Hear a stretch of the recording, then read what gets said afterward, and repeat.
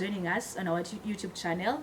So today we are discussing adolescent health, particularly the subject of rejection.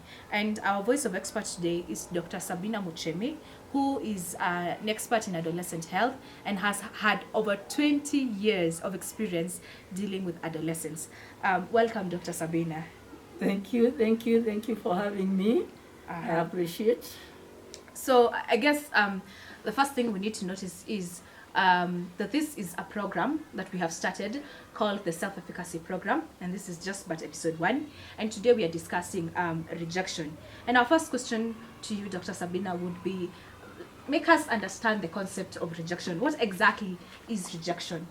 Thank you. Rejection is a feeling, because sometimes it can be an illusion. It doesn't necessarily have to really be happening, but it is a kind of feeling that somebody experiences and feels like they are not loved like the others. They are not treated like the others. They don't feel like they are loved as much as the others are loved, especially in the family, where they feel that the loved ones ought to love them.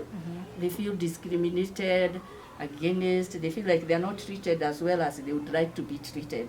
Basically, sometimes, and quite often than not, it is an illusion. But the person suffering from it is convinced beyond doubt that it is true. That it is true. Yes. Yeah, I had a quote say that a family is where you go back to by the end of it all. Yes, And someone said, to quote it in Kiswahili, hata ukuwe na marafiki wangapi, your family ndio itakuzika. So I think we expect so much love, so much emotion from the family. Exactly. Could you give me an example of what the causes of rejection in a family could be, especially for a young person and an adolescent to be particular? Thank you. Now, like I have said, it's sometimes an illusion.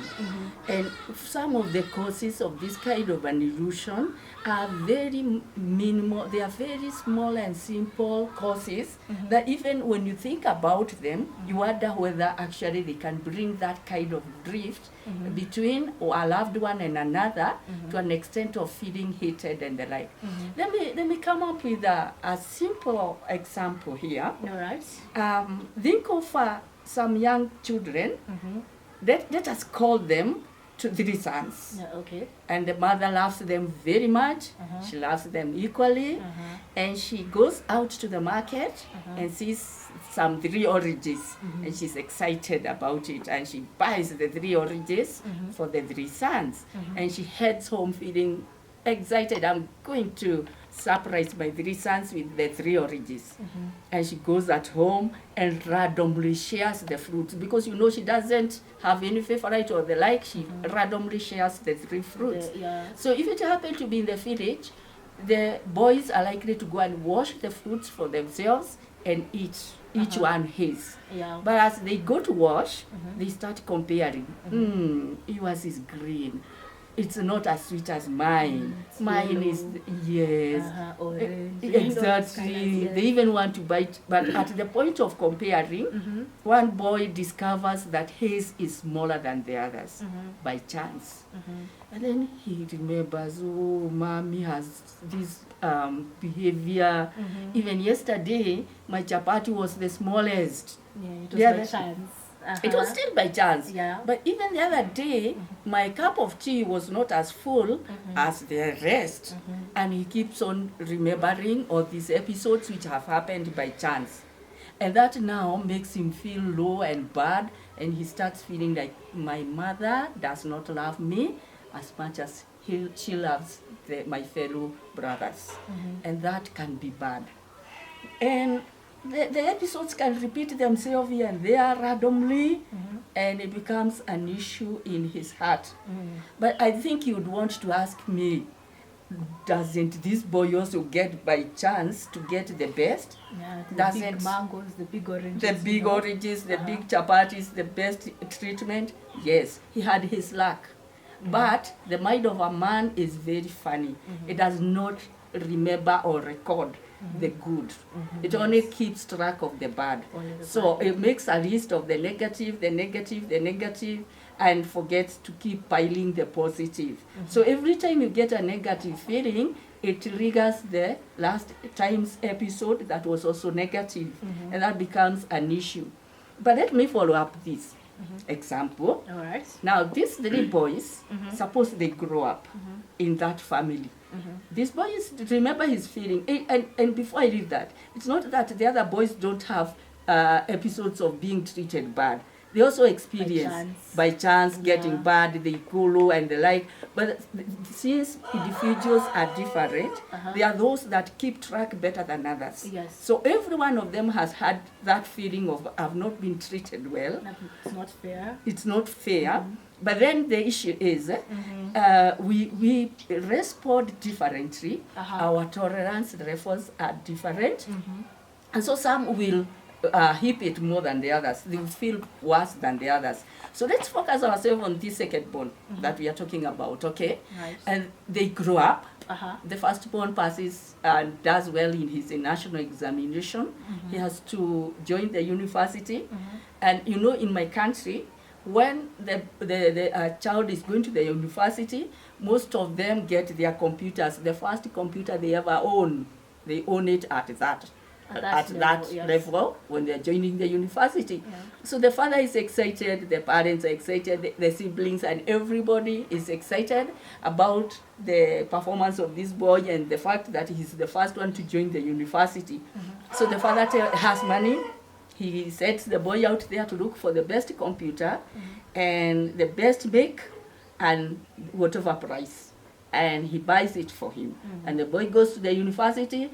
And now that's good. Things calm down and the family is happy and all that.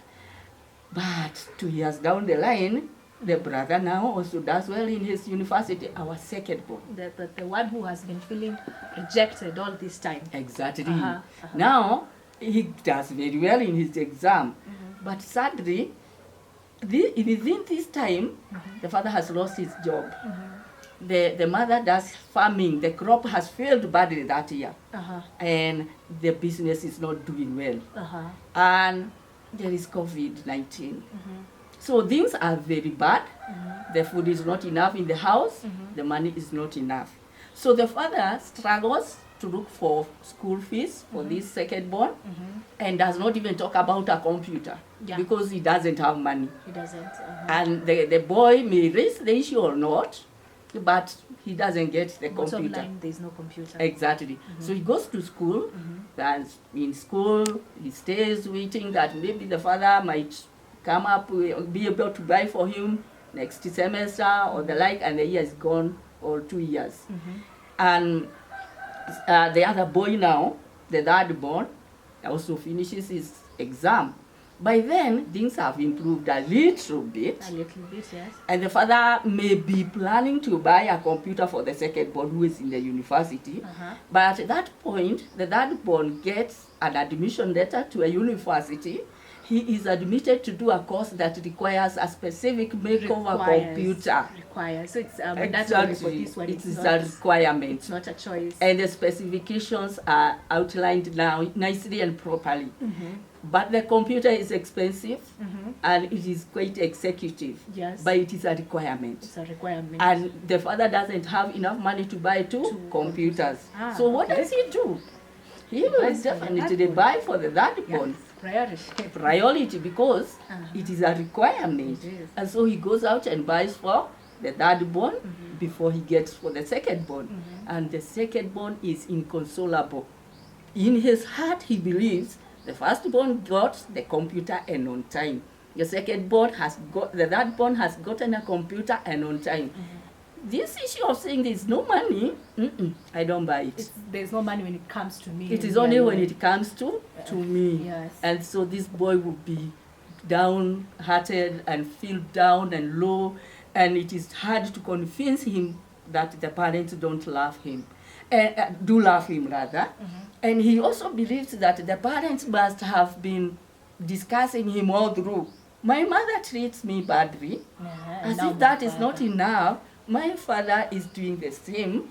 I believe they even talk behind my back. I think they discuss how they will treat me badly. I am sure they also discuss with my siblings. So even the siblings are put into the picture.